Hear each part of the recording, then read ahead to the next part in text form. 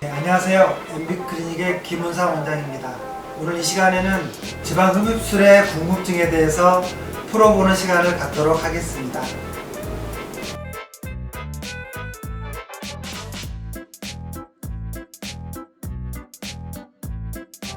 지방 흡입 수술은 전신 마취로 하는 게 있고 부분 마취로 하는 게 있습니다. 즉 전부 다 마취가 들어간다는 의미이기 때문에 일단 통증을 없앤다는 게 목적입니다. 주로 많이 하고 있는 지방 흡입 수술은 전신 마취보다는 부분 마취를 많이 선호하고 있는 성향입니다. 그래서 국소 마취를 한 후에 지방 흡입 수술을 하기 때문에 큰 통증은 없다고 하겠습니다.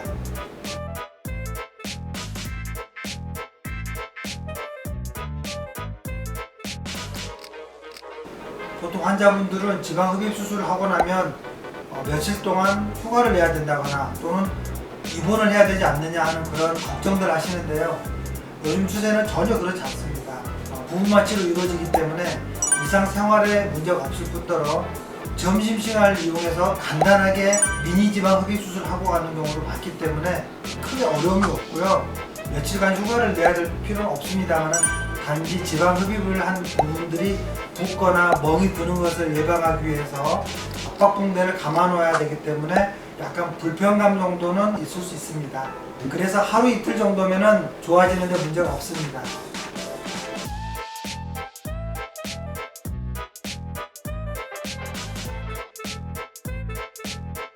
지방 흡입을 하고 나서 환자분들이 절대 안정이라고 생각하시는데 이 지방 흡입 수술 반대로 가벼운 활동이나 운동을 하시는 게 오히려 회복이 더 빠르고 붓기도 빨리 빠지게 됩니다.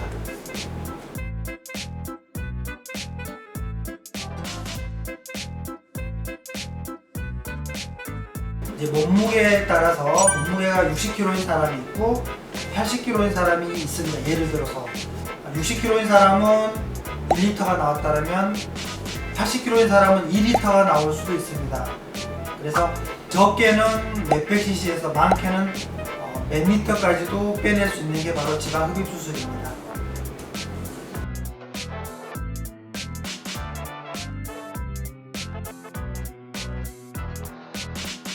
환자분들이 이제 지방 흡입 부위를 말씀하실 때 팔만 하고 싶으신 분도 있지만 허벅지만 하고 싶으신 분도 있지만 전신을 다 하고 싶어 하시는 분들도 꽤 많습니다. 근데 한꺼번에 전신 수술을 다 하시게 되는 것에 대한 부담감이 분명히 있습니다. 첫 번째로 시간이 너무 오래 걸리죠. 그리고 회복 기간도 길 수밖에 없습니다. 그래서 팔과 복부를 지방 흡입을 했다. 그러면 약간의 회복 기간이 끝난 후에 허벅지나 종아리 수술을 하는 게 일반적입니다. 간혹 가다가 조금씩만 빼도 되는 그런 미니 흡입술 같은 경우에는 한꺼번에 여러 부위를 하는 경우도 종종 있습니다.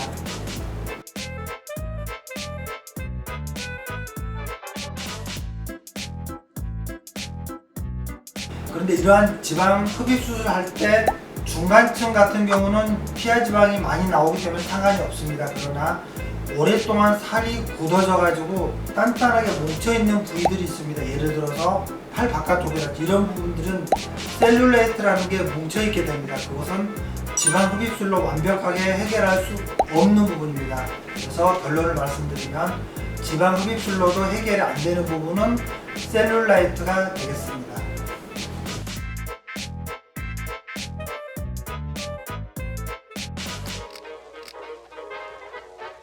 우선 지방 흡입 수술을 했다고 한다면 표피에 가까운 울퉁불퉁한 마치 귤 껍질 모양으로 뭉쳐있는 셀룰라이트들은 말랑말랑하게 바꿔줘야 됩니다. 그래서 말랑말랑하게 녹여주는 지방 용해술이나 또는 지방 용해 주사를 넣고 나서 그러한 것들을 마치 다림질하듯이 관리기기를 이용해서 펴주게 되면 셀룰라이트가 상당히 부드러워지게 됩니다.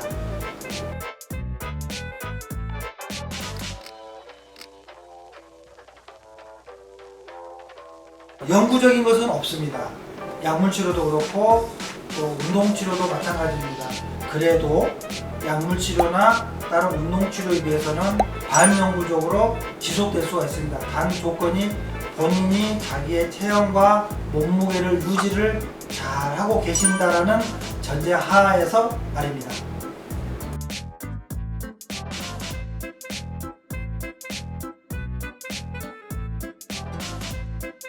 지방 흡입 부위는 전신이 다 가능합니다.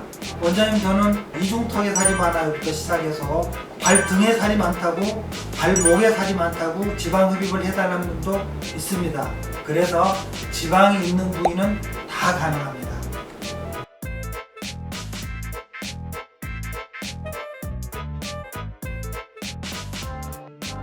저희들이 말하는 지방 흡입술이라는 의미는 피하 지방 흡입술이라는 뜻입니다. 지방하면 대장 지방이 있을 수도 있고 피하 지방이 있을 수 있습니다만 빼낼 수 있는 부위는 바로 피하 지방층에 해당이 되기 때문에 지방 흡입은 피하 지방을 빼내는 것입니다.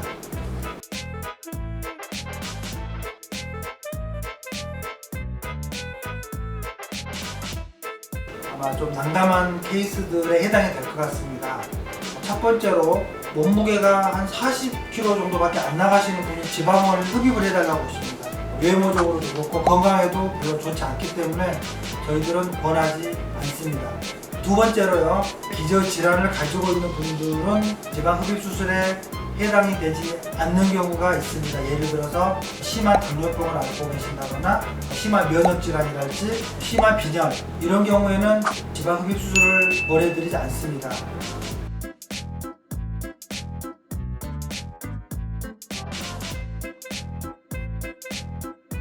이 지방 흡입술은 지방을 녹이는 것 플러스 녹은 지방을 캐뉴라를 이용해서 바깥으로 배출을 시키는 것까지 다 포함하는 게 바로 이 지방 흡입 수술이기 때문에 적어도 지방 흡입 수술 부위는 처음과 같이 찌는 경우는 그렇게 많지 않습니다.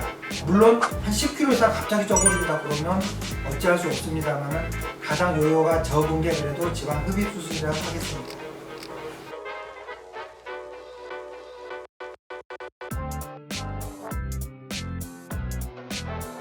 지방 흡입 수술은 라인을 잡아준다, 예쁜 체형을 만들어준다 라는 개념이 더 맞다고 하겠습니다. 그래서 살이 빠지는 게 아니라 예쁜 라인을 만들어주는 것입니다.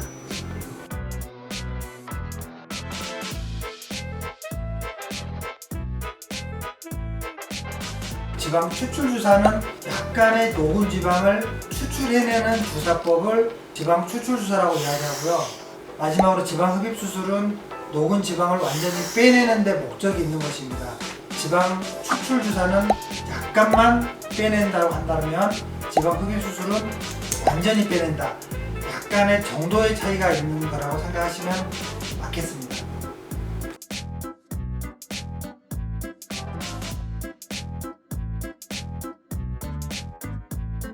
환자 개개인마다 흡입 수술 후에 많이 붓는 분도 있고요, 붓기가 거의 없는 분도 있습니다. 그런 경우는 간혹 시술자의 어떤 스킬에 따라 차이가 날 수도 있고요, 환자의 체질에 따라서 그런 결과가 나올 수도 있습니다.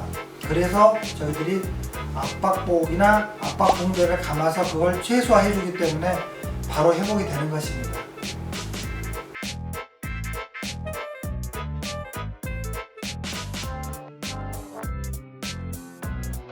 젊은 친구들 같은 경우는 지방을 빼고 나면 피부가 탄력이 좋기 때문에 달라붙는다라는 표현을 많이 합니다. 하지만 너무 고도 비만인 경우에 지방을 많이 뺐거나 피부가 워낙 탄력이 없는 분들, 나이가 어느 정도 중년 이상 되셔서 이미 피부가 처져 있는 그런 분들 같은 경우에는 시술 후에 고주파랄지 초음파랄지 이런 관리기기를 이용해서 탄력을 주고 리프팅을 주는 그런 관리를 보통 한 달 정도 시행하면 거의 돌아온다고 하겠습니다.